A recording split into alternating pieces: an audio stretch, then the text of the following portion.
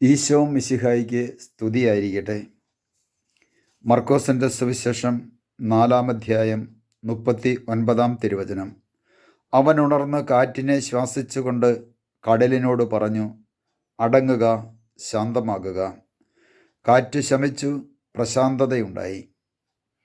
യേശുവിൽ സ്നേഹം നിറഞ്ഞ സഹോദരങ്ങളെ, യേശുവും ശിഷ്യന്മാരും ഒരു തോണിയിൽ മറുകരയ്ക്ക് പോകുമ്പോൾ ഉണ്ടായ സംഭവമാണിത്.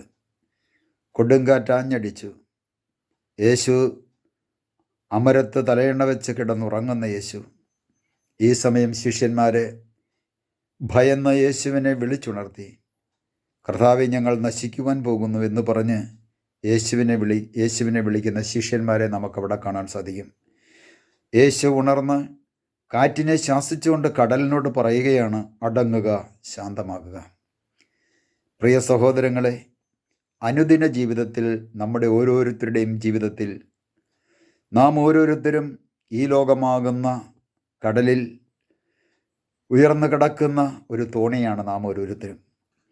ഓരോ ദിവസവും അനുദിന ജീവിതത്തിൽ നമ്മുടെ ജീവിതത്തിലേക്ക് പലതരത്തിലുള്ള കൊടുങ്കാറ്റുകൾ നമ്മെ അടിക്കുന്നുണ്ട്.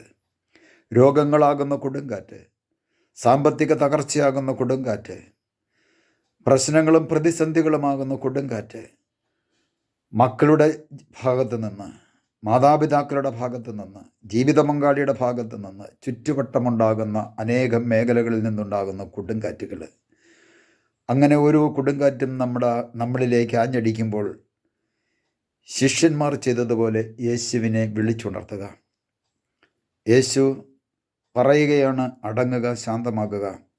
അതുപോലെ നമ്മളിൽ ഓരോരുത്തരിലും വസിക്കുന്ന കർത്താവ് നമുക്ക് ചുറ്റുമുണ്ടാകുന്ന പ്രശ്നങ്ങളെയും പ്രതിസന്ധികളെയും നോക്കിക്കൊണ്ട് അടങ്ങുക, ശാന്തമാകുക എന്ന് കൽപ്പിക്കുമ്പോൾ നമ്മുടെ അനുദിന ജീവിതത്തിലുണ്ടാകുന്ന പ്രശ്നങ്ങളെയും പ്രതിസന്ധികളെയും അതിജീവിച്ചുകൊണ്ട് നാം ആകുന്ന തോണിക്ക് മുമ്പോട്ട് പോകുവാൻ സാധിക്കും.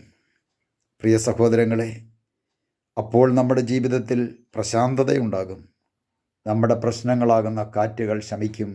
ഈശോ അനുഗ്രഹിക്കുമ്പോൾ, ഈശോ ശാസിക്കുമ്പോൾ നമുക്ക് യേശുവിനോട് പ്രാർത്ഥിക്കാം. കർത്താവായ യേശുവേ, അനുദിന ജീവിതത്തിൽ ഞങ്ങൾക്കുണ്ടാകുന്ന എല്ലാ കാറ്റുകളെയും അവിടുന്ന് ശ്വാസിച്ച് നിയന്ത്രിക്കണമേ.